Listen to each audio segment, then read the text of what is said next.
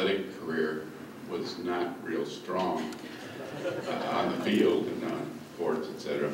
I did go out when I was a freshman for the UWP basketball team. And John Barth was the coach. This was 1960.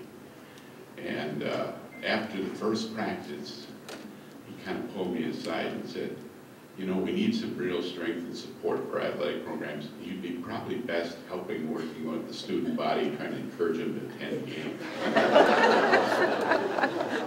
That was my full collegiate career. I honestly believe, and very strongly believe, that the students that attend this institution are extremely well served by the faculty and staff of this institution, and the parents and those involved with athletics and those involved with the institution have done so much to help the athletes be successful. That's been a pleasure to be a part of and watch that mutual admiration and appreciation and support gather. Most people measure the success of a coach or a program by the wins and losses and the number of championships that have been won. For me, success encompasses the entire journey that our players go through and the relationships that we as coaches develop with them. As a coach, there is nothing more rewarding than watching the growth and development of your athletes, not only as volleyball players, but as students and young adults. I have had the pleasure of working with some pretty remarkable people here at UWP, and I want to thank each of you for your support, your guidance, and your friendship. I want to thank all of the former players and coaches in attendance, as well as those that couldn't be here, for everything you have done and continue to do for our program. There's also one other special person that made this day possible. When I hear people talking about being in the right place at the right time, I still have a hard time believing that a middle school track in Hudson, Wisconsin was that right place for me. But it was there that I met John Ewing, who put me in touch with a man who changed my life, Steve Forsley.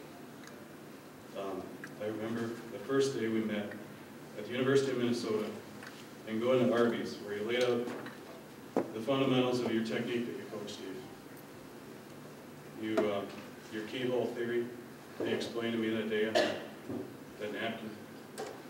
Over the years working with me, you showed me not only how to be a successful athlete, but also how to be a father and how to keep balance in my life.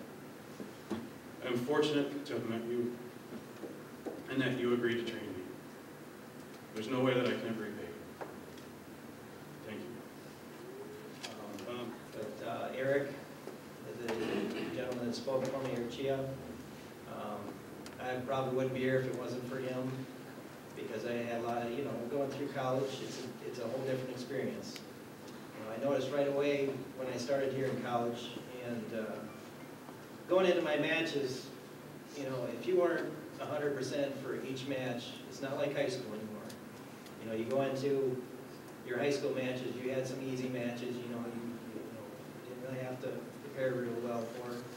I noticed real fast when I got here to college that if you weren't on the top of your game in every match, no matter who you wrestled, they were a state champion or a runner-up, they were all very good competition. And that's something that you realize real quick. And I thank Chia for being there. He was there my whole college career, which was really nice because I had, the head coaches would come and go, but Eric was there, and he had been through it. And Eric is could be standing here just as well as I am. So I want to thank him for that. And my former head coach, the late George Christ, who many of you may have known that he passed away in the early 90s. George was bigger than life. He really was.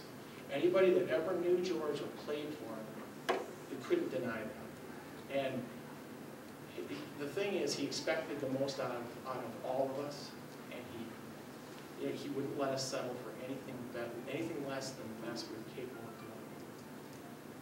And I think the cornerstones of his program were the discipline and integrity, respect, and effort. And those things, I will say this, those principles and the way that he taught us transcended football. It carried over into our lives. The life lessons that he taught us were very important. He spent just as much time worrying about what, not only how we were going to be players on the field, but what we were going to be all.